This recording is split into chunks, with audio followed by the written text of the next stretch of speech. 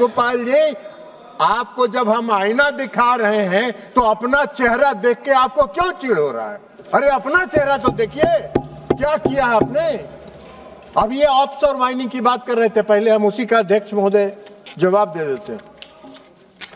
30 million, लगभग 30 million मछुआरे भाई हैं और गरीब हैं, वास्तव में गरीब हैं।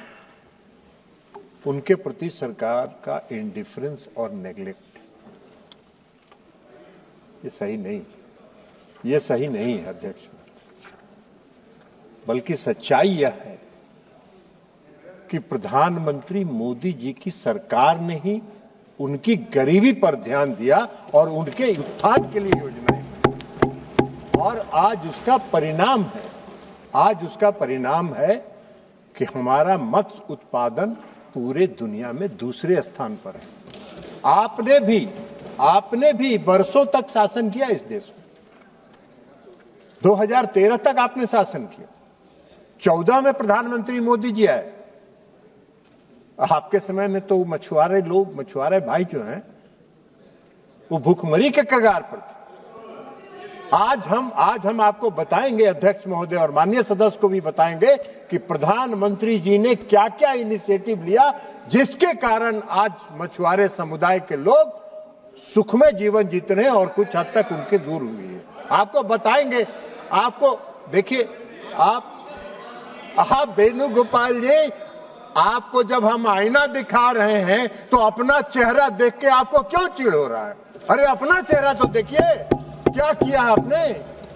अब ये ऑफशोर माइनिंग की बात कर रहे थे, पहले हम उसी का अध्यक्ष महोदय जवाब दे देते हैं। ऑफशोर माइनिंग का कोई कंसेप्ट इस देश में नहीं था। सबसे पहला ऑफशोर माइनिंग का कंसेप्ट अगर लाया तो यूपीए सरकार ने offshore areas and mineral and development act 2002 यहां इस सदन में पास कराया और उसके बाद से हुआ। सुन लीजिए, अरे बैठिए, पूरा सुनिए, आप सुनिए बात। अरे सुनिए तो सही, अरे आप बतवा तो पूरा सुनिए तो सही, अभी पूरा बता रहे हैं ना। अरे आपको पूरा बात कहां सुन रहे हैं। उसके बाद 2010 में इन्होंने रूल्स बनाए। आज तक कोई ऑफशोर माइनिंग केरला में या किसी समुद्री तट में प्रारंभ ही नहीं हुआ है, तो उसके कहां सवाल है, उसके प्रभाव का, कुप्रभाव का? कोई नहीं हुआ है।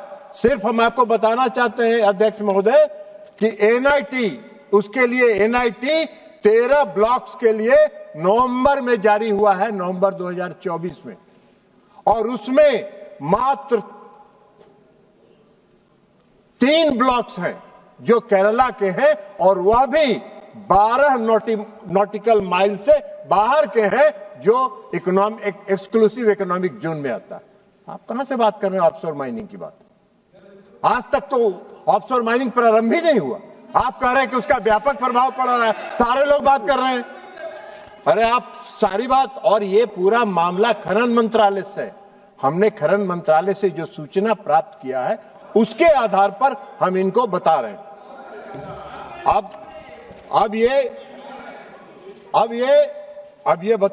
हम इनको बताना चाहते हैं कि प्रधानमंत्री मोदी जी ने जो ये मछुआरे समाज के इंडिफरेंस और नेग्लेक्ट की बात कर रहे थे, हम इनको बताना चाहते हैं कि 2014 के बाद जब प्रधानमंत्री नरेंद्र मोदी जी ने सत्ता संभाली तो हर क्षेत्र के लोगों पर उन्होंने ध्यान दिया कि उनकी सोच रही है कि अगर हमको देश को आगे बढ़ाना है तो समाज के हर तबके को आगे बढ़ाना पड़ेगा, और इसलिए उन्होंने फिशरी सेक्टर को किया। 2019 में उन्होंने इस विभाग को अलग किया, 2019 में अलग इस विभाग को किया। उसके पहले ब्लू रिवॉल्यूशन से उन्होंने शुरू किया इस क्षेत्र के लोगों के और मछुआरा भाइयों के कल्याण की योजनाओं का। 2000 नीली क्रांति, ब्लू रिवॉल्यूशन, उसके बाद फिशरी डिपार्टमेंट को अलग किया 2019 में उन्होंने, ताकि उस पर फोकस्ड हो सके, उस पर ध्यान केंद्रित करके उन पर ध्यान दिया जा सके। उसके बाद प्रधानमंत्री मत्स्य संपदा योजना उन्होंने चलाया, और इस सब के बावजूद उन्होंने fishery infrastructure development fund FIDF बनाया ताकि इंफ्रास्ट्रक्चर के डेवलपमेंट में और भी योगदान हो सके, और ये उनका प्रयास रहा। और उनके प्रयास के कारण, इसके कारण आज आधारभूत संरचना इंफ्रास्ट्रक्चर का डेवलपमेंट पूरे देश में बड़े पैमाने पर हुआ। अभी शशि थरूर साहब बोल रहे थे, शशि थरूर साहब मुझसे भी मिले थे। मुझको सहानुभूति है उनकी समस्या के साथ। मैंने उनको बताया भी है अध्यक्ष महोदय कि आपकी समस्या के साथ मेरी सहानुभूति है, लेकिन उसका रास्ता है कि राज्य सरकार से थोड़ा रिश्ता ठीक कर लीजिए तो आपका बाकी सब कल्याण हो जाएगा। अब उनके पास पैसे नहीं है, आपको देने के लिए नहीं है, आपको देने के लिए थरूर साहब नहीं है। आप थोड़ा रिश्ता सुधार लीजिएगा तो आपका भी के लिए पैसा निकल आएगा। तो हमने आपको बताया है उनके पास पैसे नहीं, हमारे पास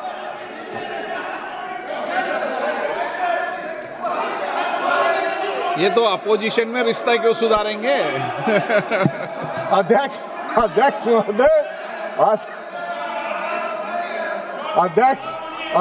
महोदय, आदरणीय प्रधानमंत्री जी नरेंद्र मोदी जी के इनिशिएटिव के कारण पूरे कोस्टल इलाके में फिशिंग हार्बर्स और लैंडिंग सेंटर्स का विस्तार हुआ। वैसल के लिए सुरक्षित लैंडिंग बर्थिंग बनाई गई। लोडिंग और अनलोडिंग की सुविधा के लिए सारे प्रयास किए गए और उसका परिणाम है FIDF के तहत। हमने बताया कि FIDF के तहत इंफ्रास्ट्रक्चर का और डेवलपमेंट हुआ। केरला की बात वो कर रहे हैं, हम केरला की भी बात बता देते हैं। 1358.10 करोड़ की रुपए की योजना केरला राज्य के लिए भी स्वीकृत हुई, इसलिए कि मोदी सरकार का यह मानना है कि कोई भी राज्य के साथ, किसी भी क्षेत्र के साथ कोई भेदभाव नहीं करना है, सबके लिए समान रूप से विचार करना है। सबका उत्थान होगा तब देश का उत्थान होगा, तब विकसित देश का निर्माण होगा। केरला में 12 फिशिंग हार्बर्स का विस्तार हुआ, मॉडर्नाइजेशन हुआ। 1,69,316 मछुआरा भाइयों को प्रतिबंध की अवधि में उनको सहायता प्रदान की गई। नाव दिया गया वहां के मछुआरा भाइयों को, जाल दिया गया जो गरीब लोग थे। कौशल विकास और क्षमता निर्माण, स्किल डेवलपमेंट के लिए कार्यक्रम चला के उनमें कौशल विकास और क्षमता निर्माण कराया गया। आर्टिफिशियल रिफ्स का निर्माण हुआ। मत्स्य सेवा केंद्र का वहां गठन हुआ। 6 मॉडर्न कोस्टल फिशिंग विलेजेज हैं जहां पर जो वो चर्चा कर रहे थे पीने के पानी का, सारी सुविधा का, उन सारी सुविधाओं का इस्तेमाल वहां प्रावधान किया गया है। मॉडर्न कोस्टल फिशिंग विलेजेस में 6 क्लाइमेट रेसिलेंट विलेजेस का निर्माण भी केरल में स्वीकृत किया गया है। चयन उसका हुआ है और नेशनल फिशरी डेवलपमेंट बोर्ड को उसका नोडल एजेंसी बनाया गया, उसका निर्माण होगा। तो मछुआरा भाइयों के लिए सारी समस्याओं के समाधान के लिए मोदी जी की सरकार चिंतित है। उसके अलावा इन्होंने कहा, मोदी जी की सरकार ने मछुआरा भाइयों के लिए सोशल और इकोनॉमिकल तथा उनकी सुरक्षा पर भी ध्यान देने का काम मोदी सरकार ने किया। ग्रुप इंश्योरेंस की स्कीम किसने चलाई?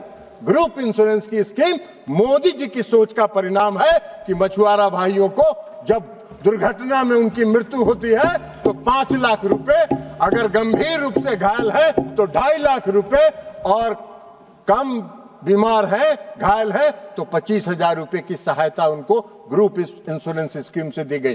किसान क्रेडिट कार्ड किसकी योजना है? प्रधानमंत्री नरेंद्र मोदी जी की योजना है। किसके उत्थान के लिए है? उन मछुआरा भाइयों के उत्थान के लिए है। बीड कल्टीवेशन किसका सोच है? इस सरकार का सोच है। मैरीकल्चर उनके आर्थिक उन्नति के लिए, open sea cage culture, ornamental fisheries को बढ़ाया गया ताकि उनकी आमदनी बढ़े। पारंपरिक मछुआरे के लिए जो ट्रेडिशनल फिशरमैन है उनके लिए नाव और जाल की व्यवस्था की गई। डीप सी वेसल्स के निर्माण के लिए भी प्रावधान किया गया, फिशिंग वेसल्स का अपग्रेडेशन हुआ, ट्रांसपॉन्डर जो आज की तारीख में ट्रांसपॉन्डर जिसकी चर्चा बालू साहब कर रहे थे और कई साथी कर रहे थे कि बॉर्डर पार कर जाते हैं हमारे फिशरमैन फिशिंग करते हुए, ट्रांसपॉन्डर को प्रधानमंत्री नरेंद्र मोदी जी ने लॉन्च किया पालघर से, महाराष्ट्र से। वह ट्रांसपॉन्डर एक ऐसा हथियार है जो मछुआरे भाइयों को अपनी सीमा के क्रॉस जैसे ही करेंगे देश की सीमा, उनको सिग्नल देगा कि आप देश की सीमा क्रॉस कर रहे हो। वो सैटेलाइट से जुड़ा हुआ है, वो किसी भी एंड्रॉयड फोन पर डाउनलोड किया जा सकता है और उसके माध्यम से उनको सूचना मिलेगी। ट्रांसपॉन्डर के माध्यम से उनको समुद्री तूफान की सूचना मिलेगी। ट्रांसपॉन्डर के माध्यम से उनको यह जानकारी भी मिलेगी कि कौन से इलाके में आपका कैच ज्यादा संख्या में उपलब्ध है, वहां फिशिंग करने का काम करिए। उनका डीजल बचेगा, उनका केरोसिन बचेगा, उनको मेहनत कम करना पड़ेगा, कैच उपलब्ध होगा। वो अपने परिवार के साथ जुड़े रहेंगे उस ट्रांसपॉन्डर के माध्यम से।